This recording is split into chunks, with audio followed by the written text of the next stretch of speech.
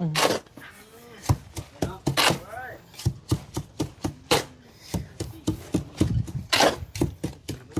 ออยู่บ่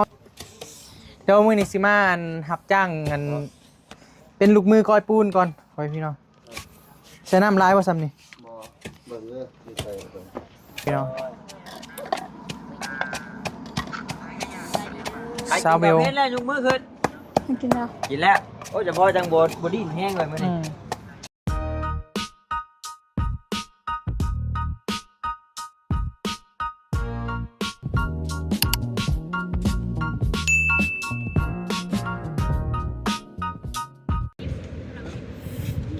ยังนิ่มหน่อยนิ่มใหญ่มาแต่ไกลเชียยังนี่ล่ะเชียยังบ่เชียยังกินเผ็ด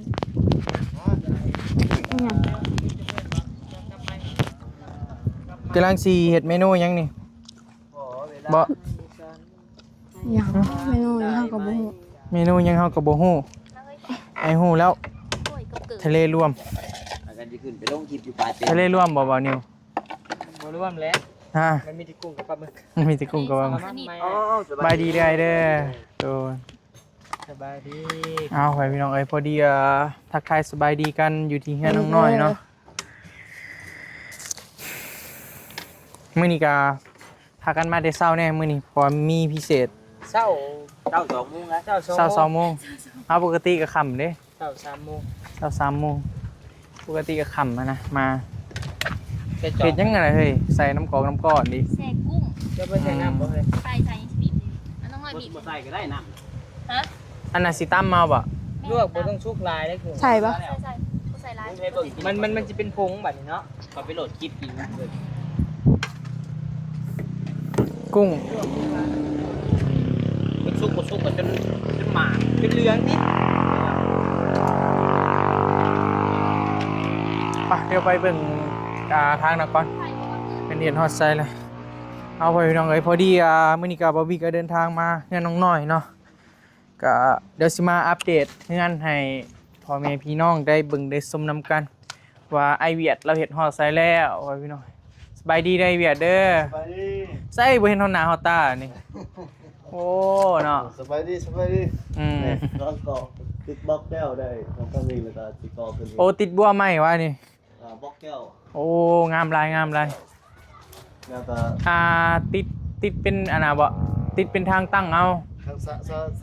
เสลียงโอ้คักเลยนี่สิ่งห้ามกว่าแม่นมันสิมีมิติกว่ามันสิโดดเด่นก่อนเฮานอนเอาได้มักบ่มักนิ้วบ่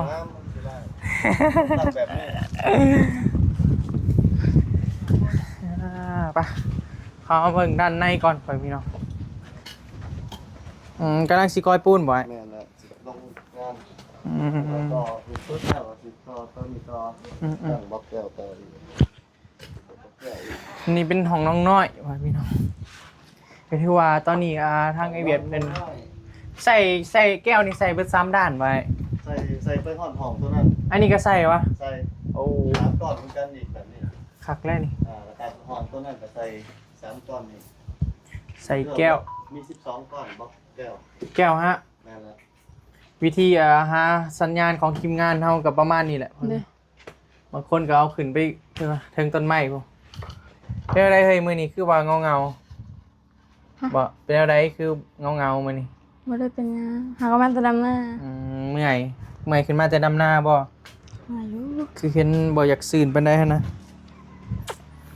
บ่อยากซื่นก็เด้นี่ลองเบิ่งหน่อยเวียดเนาะเอาเบิ่งดูจักบาทเอาเบิ่งดูเป็นอยู่บ่อย่าไปลงทาหน้าคิดว่ากับแป้งเห็นเลยส่วนแล้วให้มันเข้ากันโอ้อยู่ใกล้ๆออกมาใกล้ๆแน่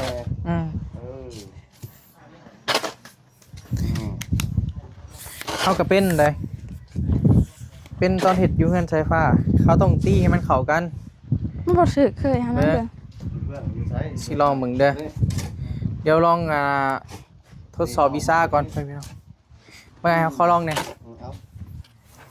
ไม่ต้องตีให้มันเข้ากันกับคักเนาะแม่นน่ะ3เทื่อคนเข้ากันตีไปนี่บ่ตัดเอาตัวใหม่เรื่อย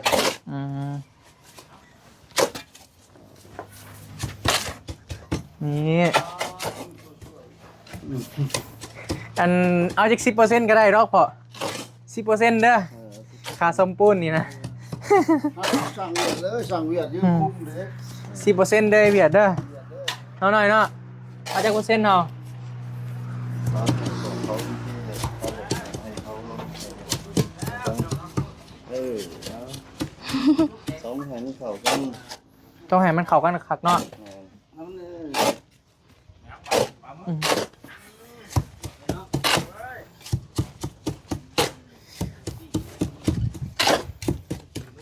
ถืออยู่บ่เห็นนี่เดี๋ยวได้ก็ได้ขอแต่มันเข้ากันเนาะ มองก็ได้ อืม ยังหน่อยคือ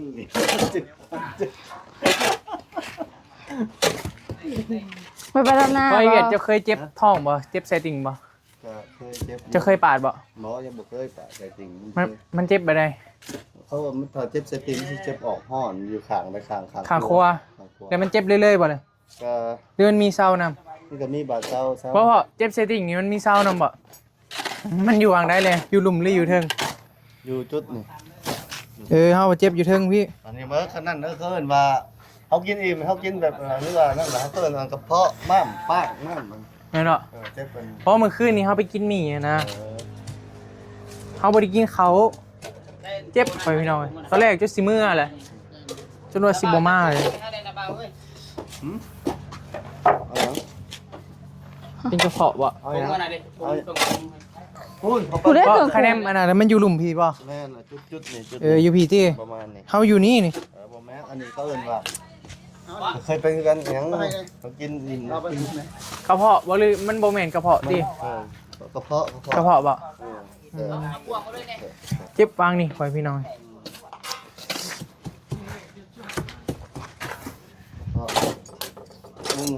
เขาจะเข้าไปเห็ดเนื้อนักหยบยักษ์หรือว่าย่างไว้หรือว่าเขาเห็ดแบบ แล่นยังเนาะแต่บ่เฮาก็บ่เคยเฮ็ดนักเนาะบ่ได้สู้เฮ็ดนักนะมีแต่ นั่น เดี๋ยวนี้เฮากินข้าวบ่ถึกเวลานะคะเฮามาเฮ็ดมันก็เลยบ่เจ็บ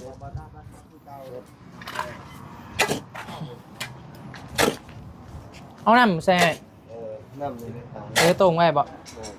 ใส่น้ำแล้วบ่นี่หรือยังบ่ได้ ตักมาใส่นะเจ้าหน่อยก่อน ยังบ่ได้บ่นี่ ได้แล้ว ได้แล้วบ่เอาน้ำมาดูล่ะ เผาเพิ่นยังแบนอันนี้ ตีออกเป็นขุม เขาก็สิมาหับจ้างเด้อเนาะ คือ คืออยู่บ่จำให้ได้ล่ะ เลยก็เป็น ผับเขารถเดี๋ยวมื้อนี้สิมาอันหับจ้างอันเป็นลูกมือก้อยปูนก่อนขอให้พี่น้องใช้น้ำลายบ่ซ้ำนี่ บ่เบิ่งเลยใส่พอ พอบ่ พอ เขาต้องเฮ็ดให้มันเป็นโจกนี่ก่อนเนาะคุ้มก่อนเคยเฮ็ดอยู่เฮือนไซฟ้า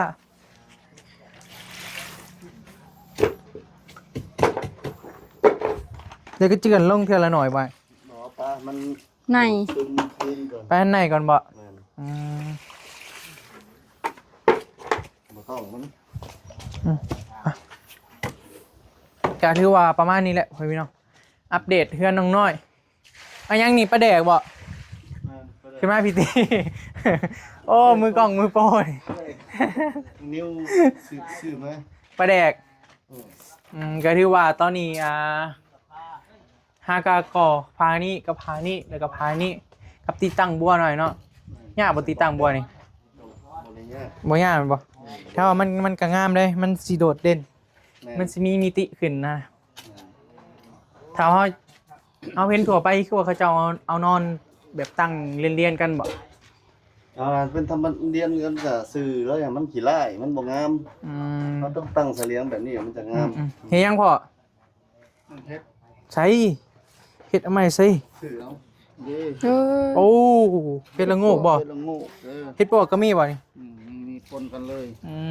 เฮ็ดปวก นี่หักแล้วไว้พี่น้อยเฮ็ดปวก เฮ็ดปวกกับเฮ็ดละโงกคือ บ่ส่งสิได้กินได้ไผเจ้านี่ จังหน่อยเราก็กินนะ มันฮอดบ่ลุกซ้ำเว้ย น้อยเย็น ไปเบิ่งทางหน้าปะแนวใดเจ้าเราบ่จักนะมื้อนี้มีเมนูเด็ดไว้พี่น้องเมนูเด็ดอยู่ที่งานน้องน้อยโอ้คักแล้นี่ โอ้โห คือเพราะอาชีพเพิ่นเด้อาชีพเพิ่นเนาะ สิบ่ ขายตำเด้ พอขอบคุณ ขอค่อยพูดโอ้ข่อยละบ่ม่วนได้เว้าแท้ ไว้กับเมื่อเลย บ่ว่ามันพอดีอยู่ยากหั้นนะ เอากันแล้ว บ่แม่นว่าก วดมือยังเบิ่ง มือกวดเลย ทีแรกบ่รู้จักบ่ได้กับเบานี้พาเมื่อขอสิมื้อ ได้อยู่ดอก เอาสบายดี ตาแซ่บเลยสบายดีเด้อเด้อ บ่ไว้กับเมื่อก่อนได้ ตาแซ่บดีไปพี่น้องซาวเบล เฮ็ดแล้วยกมือขึ้น ไม่กินแล้ว กินแล้วโอ้เฉพาะจังบ่ดิ้นแห้งเลยมื้อนี้แต่อยากแห้งอีกดิ น้องหน่อยตำเป็นอยู่บ่น้องหน่อย สบายดีเด้อ ตำเป็นอยู่บ่ ตำกุ้งนะ อืม เอาไปเคย หกน้อยโพดข่อยว่ะ พกน้อยมันมีแต่สิได้ เพราะตามเป็นน้ำหรอกบางคนล้นใส่คือมัน อั น่ะ นนี้เนาะ อายุ เห็ดเอาเป็นหน้า เอาแต่น้ำมันเนาะจำว่าเฮ็ดยำนะเนาะ เดี๋ยวมาเขาล้น เป็นยำมาก็ได้ ไอ้สดน้ำมันปลาหมึก ลองดูหน่อย น้องนิ้วได้เห็ดน้ำต้มสด ใส่หมักแตงน้ำซะบ่นะเขาบ่ได้ใส่หมัก มื้อนี้คือบ่ดีดว่ะบ่ไวต้า ลายแล้วนี่ คือบ่ดีดว่ะมื้อนี้สงสัยอกหักบ่จัก ฮะ ฮะ ฮะ เป็นเอาไดมื้อนี้ บ่ดีบ่ได้ เป็นเอาไดในจิตในใจ ดีดมาได้ ดีดบ่ได้ ปูปั๊บ ลายแล้วเครื่องใส่ ปูปั๊บเพิ่นปั๊บไปเด้นี่นะ เจ็ด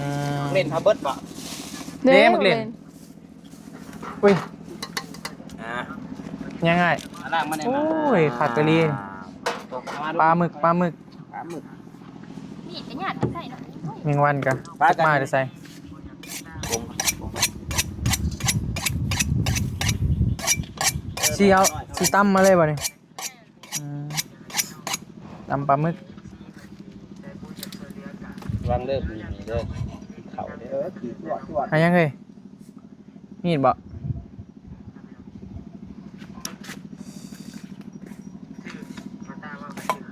ปกติหาดีดกว่านี้ได้บ่เท่าได ให้สัมภาษณ์ได้ บ่เห็นน้องเพิ่นแบบง่อยๆ นั่งแค่น้อยสัมภาษณ์ไปนั่งอยู่โพนกู เออ กูตอนไม่เชื่อกู อยากกินนะ กิน เป็นอะไรเอ่ยคือว่าง่อยๆไอ้ฮู้นะว่ามัน โหยัง เนาะไอ้ตาเนาะ ของไอ้ก็นอนอยู่อู่ก็ดูอยู่ ยินอยู่ ตะกูอย่ามาน้องน้อยนั่งคอนำกันก็ได้ไอ้ไปนั่นก็ได้โอเค เบิ่งก็ได้ค่ะ เราเป็นคนนั้นกำกับให้ โอ้ยเนาะ สัมภาษณ์ได้ไหมเจ้าสัมภาษณ์ได้ไหน สัมภาษณ์เท่าใด เดี๋ยวเนาะ บ่เห็นน้องเพิ่นบ่ซื่น เห็นน้องเพิ่นง้อย อืม กะคือเว้าแล้วยังจูนอยู่แต่ กำลังจูนระบบมันกำลังเอื้อเลื่อก ำลังจูนเข้าใจอยู่แล้วเนาะมันกะเป็นภัยก็คือกันนั่นแหละถ้าว่ามีผู้มาเว้าทีนะเทิงสิเข้าใจอยู่แต่ว่าใจนี่ มันสิหน่อยไปเองมันดอกไอ้เข้าใจพวกผู้ซึกตัวอยู่ เลย มันสิง้อยไปดอกมันสิบ่ม่วนขึ้นมาทันทีสินะแต่ไอ้ก็อยากให้เจ้าเข้าใจว่าบ่อยากให้ให้กันเด้ออันนี้เด้อ เลย บ่อยากให้ให้กันแบบว่า ไอ้เราบอกแล้วก็วางดีให้เลยล่ะ นะคือทางน้องนิ้วแล้วก็หวังดีแล้วเห็นครบมิ้นแล้วอ่านมิ้นเลยเพิ่นมิ้นมาทางลบให้เจ้านั่นหลายสินะ เลย อยากให้เจ้าของบ้านน่ะใส่ใจสร้างแน่ประมาณนี้นะเรา โด ให้ ย มิ้นน่ะอยากให้เจ้าของบ้านใส่ใจสร้างแน่เห็นสร้างเพิ่นเฮ็ดกินเองนึ่งข้าวเองแล้วแห้งสิได้ใจสินะปล่อยปละละเลยเราเห็นเพิ่นมิ้นให้เจ้าประมาณนี้แหละเราก็เลยอยากบอกบัดนี้สินะแบบอย่างน้อยก็แต่ว่าตอนเช้าก็นึ่งข้าวให้เพิ่นแน่หรือว่าบ่ตอนเช้าก็ตอนเพลนสินะบ่ตอนเพลนก็ตอนแลงหรือว่า เลย ว่าใดก็แล้วแต่สินะเฮ็ดก็ต้องเฮ็ดในกล้องได้เป็นหยังจังว่าซั่นพี่น้องถ้าบ่เฮ็ดในกล้อง FC เพิ่นก็บ่เห็นก็ให้เข้าใจว่า บางคนก็การแสดงก็แม่นการแสดงแหละชุมเจ้าจังเห็นนะ บ่เชื่ออีกว่ะ เอ้าถ้าบ่เฮ็ดในกล้องนี่บ่เห็นได้พี่น้องเนาะ อืม เฮาสิเฮ็ดดีซำใดก็ถ้าบ่มีผู้ถ่ายทอดออกมาให้เห็นนี่ บ่ฮู้ เห็นได้บ่เห็นแล้วก็นอกกล้องกับหลังกล้องก็มันก็สิอีกแบบนึงพี่น้องเนาะก็ ก็มีอยู่บอกน้องเพิ่น FC เพิ่นว่าเป็นหยังคือบ่บอกหลังกล้องก็บอกพี่น้องเนาะบัดบอกหลังกล้องบัดบ่ฮู้เด้บ่ฮู้บ่เห็นแล้วก็แปลว่าบ่บอกอีกพี่น้องเนาะก็บอกนะบัดมาบอกหลังกล้องบัดว่าบ่บอกบัดมาบอกหน้ากล้องปึ๊บบัดนี้บางคนผู้ที่เพิ่นนี่เพิ่นก็เสียใจกันได้เอ้าคือเว้าใส่น้องไว้ซั่นบางคนน่ะนะผู้ที่เพิ่นหักแพง คนเฮาคิดบ่คือกันอยู่แล้ว บางคนก็โอ้ดีแล้วแม่นแล้วบอกน้องเพิ่นแหน่บางคนก็โอ้บ่ต้องเว้าน้องเพิ่นดอกทันทีสินะสงสารน้องเพิ่นก็ตาก็เข้าใจอยู่คำว่าสงสารเฮาก็ต้องป้องไปในทางที่มันดีพี่น้องเนาะเฮาสงสารในส่งเสริมในทางที่ว่ามันด้านลบนะมันก็แฮงสิเลยตามเลยสินะอ้ายก็บ่ได้ว่าเจ้าบ่ดีดอกเจ้าก็ดีในแบบของเจ้าเนาะมันดีไปในแบบของไผของมันนั่นแหละทุกอ้ายคือกันแหละเนาะ ดีไม่พอขออภัย แต่คนนี่พี่น้องก็เชื่อว่าโมมีผู้ใดดี 100% แล้วก็ชั่ว 100% แล้วก็ความเก่งคือกันผู้นี้เก่งแบบนี้ผู้นี้เก่งแบบนี้สมมุติเจ้าเก่งหาเฮ็ดนี่อ้ายบ่เก่งหาเฮ็ดไปก็บ่แพ้เจ้าได้เจ้าบ่เก่งเรื่อง YouTube แต่อ้ายเก่งเรื่อง YouTube เจ้าก็บ่แพ้อ้ายมันมีแต่เจ้ากับบ่ให้เครียดกันนั่นแหละเพิ่นบอกก็ย้อนว่าเพิ่นหวังดีที่อ้ายเว้ามันข่าวเพิ่นบ่ฮักแพงเฮาบ่มีไผสิมาเสียเวลามาเว้ากับเฮาดอกเพราะว่ามันคือบ่ไปเว้ากับเบิดคนใช่แม่นบ่ก็ย้อนเพิ่นฮักเพิ่นแพงเฮาเพิ่นก็เลยคืออีกแล้วนี่แล้วโอ้สิ เพิ่นก็เลยอันนี้มันบ่แม่นคำให้กันมันเป็นคำตักเตือนคำตักเตือนล่ะแต่ก็เข้าใจน้องเพิ่นอยู่ถ้าเป็นห่วงเจ้าเราก็เพราะว่าเราหนึ่งมาก่อนเราสิเว้าย้อนเราก็เห็นในคอมเมนต์นั่นแหละมันในทางที่ว่าลบคอมเมนต์ในทางที่ว่าลบนะก็ว่าง่ายๆก็เจ้าเป็นคนที่ว่าบุคคลที่ว่าบอดี้ในสายตาของ FC อย่างประมาณนี้น่าล่ะแล้วเราก็เลยอยากตักเตือนปรับปรุงเปลี่ยนแปลงแก้ไขตนเองให้อยากให้ FC กลับมาหักแพงให้เป็นน้องน้อยที่ว่า FC หักคือเก่าหั่นแหละประมาณนั่นแหละความหมายที่ว่าเราอยากสื่อมาหั่นนะเราบ่ได้มีจุดประสงค์ว่าอยากให้อยากอะไรยังเจ้าดอกมันจะประมาณนั้นนั่นล่ะบ่อยากให้เจ้าคิดร้ายเด้อล่ะน้อยโอ้กินตำบ่แซ่บแล้วบ่ก็ย้อนว่าสำหรับอ้ายมันโคตรรู้สึกดีเลยเด้เพราะว่าเฮาเห็นจุดที่ว่าเฮาเป็นขอบกพร่องเราก็กลับมาแก้ไขพัฒนาตัวเองหั่นนะในจุดที่ว่าเฮาจุดอ่อนของเฮาแหละว่าง่ายๆก็มันดีเลยสิแนมบ่เห็นจุดอ่อนของเจ้าของนะถ้าคนอื่นบ่ท่วงแม่นล่ะอันนี้ถ้าคนอื่นบ่ท่วงนี่บ่มีแต่ว่าตัวเองดีเบิด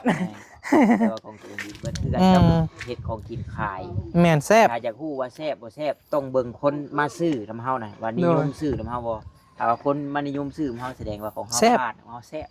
เฮาสะอาดเฮาตอบโจทย์ลูกค้าได้ก็ถือว่าโอเคแล้วมันจะประมาณนั้นน่ะล่ะบางทีน้องอาจจะยังบ่เข้าใจเด้ว่าโอ้ยไอ้นิวคือมาให้เฮาเนาะอย่างประมาณนี้นะอันนี้มันบ่ได้ให้เด้อล่ะอยากบอกให้ฮู้ว่าประมาณนี้นะเจ้าก็ได้เบิ่งคลิปบ่ซะเจ้าได้อ่านคอมเมนต์บ่ซะเบิ่งเนี่ยบ่เป็นหยังดอกล่ะแซ่บหรือบ่บ่ต้องซีเรียสบ่ได้ให้เย้แม่เย่บ่เลยมั้ยเดี๋ยวถ้าประมาณอีก2 ชั่วโมงไปจัก2 ชั่วโมงคือบ่ตาเว้าแล้วมันระบบมันกำลังรีเซ็ตอยู่มันกำลังน้องเพิ่นว่าถ้ามีคนมาเว้าแท้อ้ายนี่อ้ายก็อึ้งคือกันแม่นบ่ได้เครียดแต่ว่ามันคือแบบมันซ่าเนาะคือแบบคือปกคักเฮานี่บ่ดีปานนั้นนะบ่แม่นว่าบ่ดีล่ะเจ้าก็ดีแต่มันเจ้ายังขาดนะความหมายมันยังขาดฉะนั้นแหละถ้าเจ้าอยากเป็นคนหนึ่งที่ว่าเพอร์เฟคสมบูรณ์แบบที่สุดเจ้าต้องนำข้อบกพร่องที่ว่าอ้ายตักเตือนมาปรับปรุงแก้ไขเจ้าก็จะเป็นบุคคลหนึ่งที่มีคุณภาพสมบูรณ์แบบที่สุดเลยนะตอนนี้เจ้าน้องก็ดีอยู่แล้วแต่ว่ามันถ้าว่าอยากเป็นคนที่มีคุณภาพเป็นคนดีก็ต้องเฮ็ดคือแบบที่ว่าหลายๆคนแนมเบิ่งหั่นแหละคือเวลาหันกล้องปุ๊บนี่เพิ่นก็ต้องการว่าบ่ต้องว่าน้อยสบายดีสินะหันกล้องมาเลยอยากให้เจ้าสบายดีโลดเครียดบ่ใจเย็นได้บ่บ่ลูกไผแบบนี้ก็เครียดบ่ว้ายกราบเลยก็ว่าหนักเราเป็นนักมวยเลยนักเพาะกายเลยตะกี้บางทีก็อาจจะเคยไปตีมวยบางทีก็บ่เคยหรอก อยู่ตะกี้มันมีซองค่ายเด้ บ่ ค่ายค่ายจันต้องบ่บ่ค่ายมวยตะกี้เนาะ บ่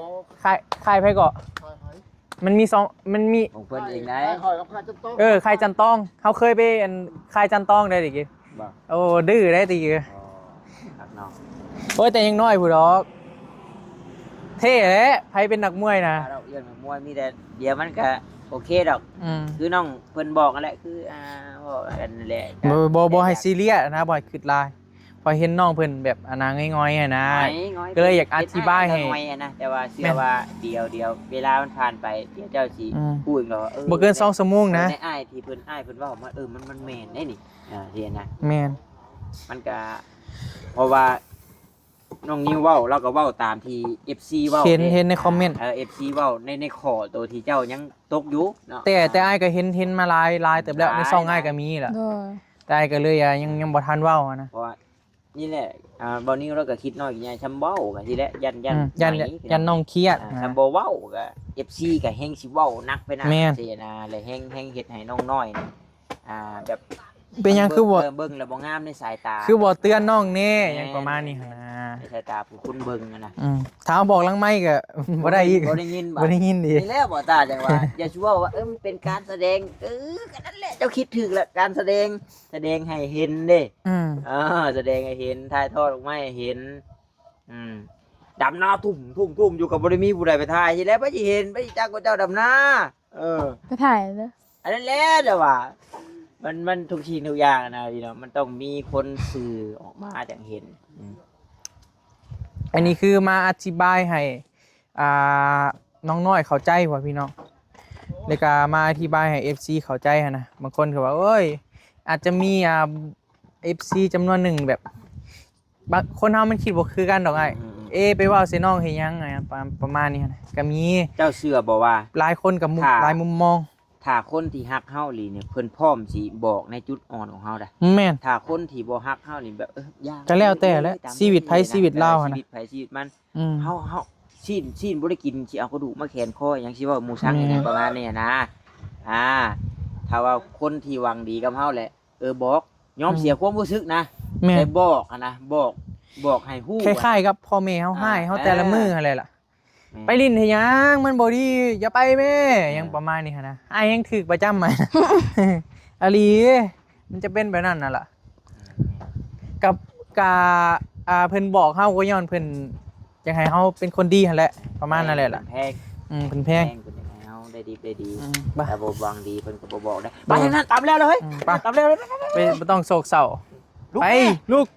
ไม่ตีได้ เออ ตีได้ อย่าดิซองแดงๆอย่าเห็นแล้วนะ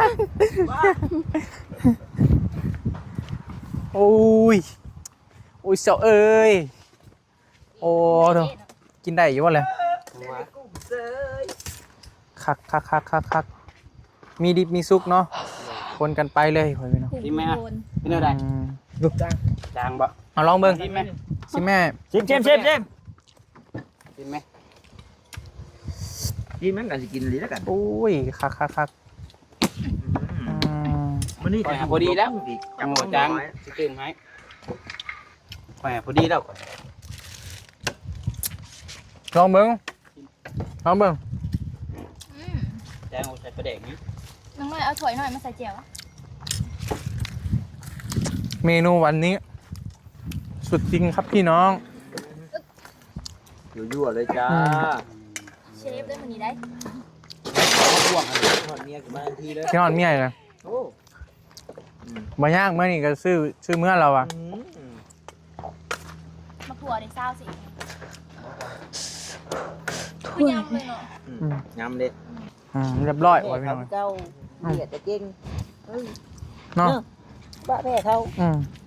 อย่าห้าว เขาไม่ให้ชูนมาแรกนี่อยู่เนี้ย อยู่ยากเลยเจ้า เปิดแองแห้งโอ้ยเปิด เจ้าคือกันเอารอดคนเดียว โค้งไปใช้ผู้อื่นนะยังมาดูดเจ้าของอยู่ ลองเบิ่งดูล่ะเบิ่งให้นางเอกลองซิมมึงดู พอได้ลองแต่หั เอา ว ลองเอา วาสนาพ่อแต่หัวก็ ใบเดียวนี่บ่ล่ะ เคี่ยมแม่แบบ แม่ นี้ น มาสั่งเอ้ย มากินน้ำกันเด้อ มากินน้ำการพา โอ้ยหน่อย ตามนี่ สดน้ำพ่อพี่น้อง เอาโอเคเด้อพ่อพี่น้องเอ้ยสำหรับคลิปนี้ลำลาเลยเด้อเนาะเดี๋ยวขอกินก่อนบัดนี้กันไปบ๊ายบายเด้อพ่อพี่น้องสบายดี